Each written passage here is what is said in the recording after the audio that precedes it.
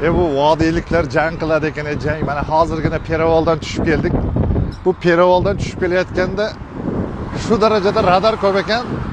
Bu mashina haydamaysan ekan, bu jang qilasan ekan, jang. Odam urishda ham bunaqa qiynalmaydi. Shu ora-charada yana 1 metr, 2 metr joy qolib ketdi, o'sha yerlarga ham radar qo'yish kerak.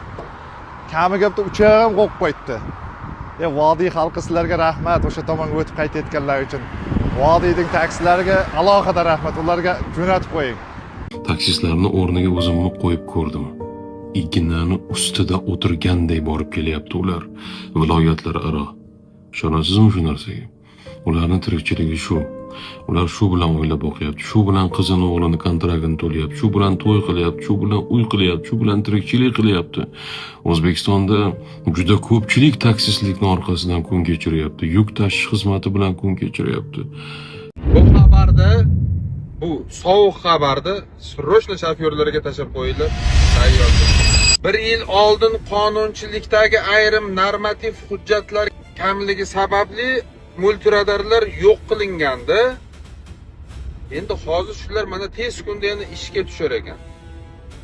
Eng qizig'i oldinlari Nexia 3larda tushib qolsang, sudlashsang, yutsang bo'lardi-da.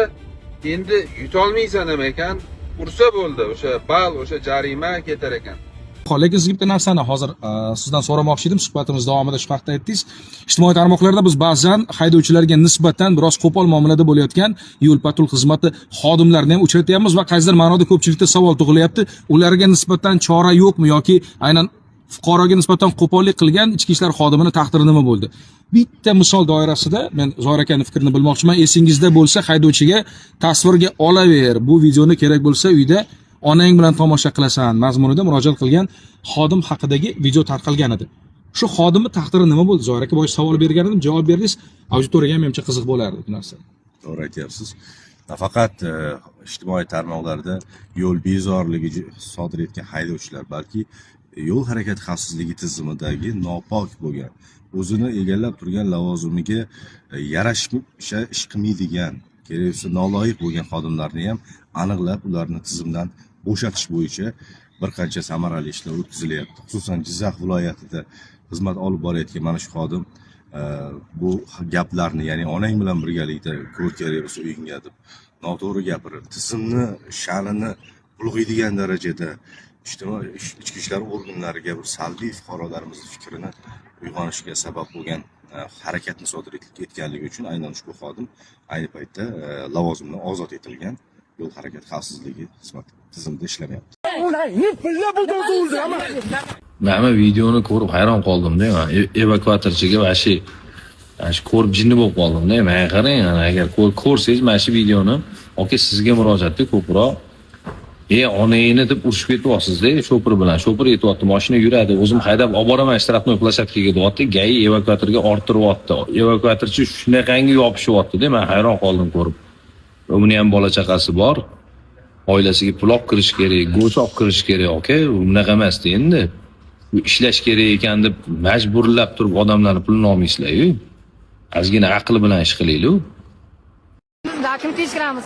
Peraverka dedi mana boshimda. Qo'ying boshqa. Siz bilan aralash qo'ying. Men rabot mardikorman. Ya men ham mardikorman boshqa. Qo'y olaman shunimni. Bu qaysi mashinasiz? Mana bu yoqqa olib ketaymi? Bo'lib olib ketang. Siz nima qilyapsiz?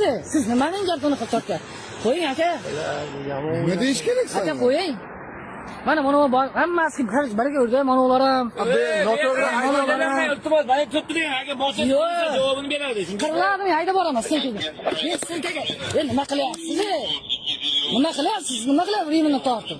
Mana rimini tortib. Men sindirmadim, menga bunga to'nkang. Menga to'nkang-da, menga to'nkang. Nimasini dedingiz? Men sindirmadim. O'zingiz qilyapsiz. Qo'ying, qo'ying. Menga tushlar saqqingiz yo'qsiz.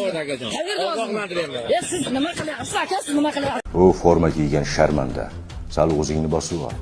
Shu xalq seni odam qilib turganini, formani xalqqa o'dag'aylash uchun emas, xizmat qilish uchun kiyganingni esingdan chiqarma.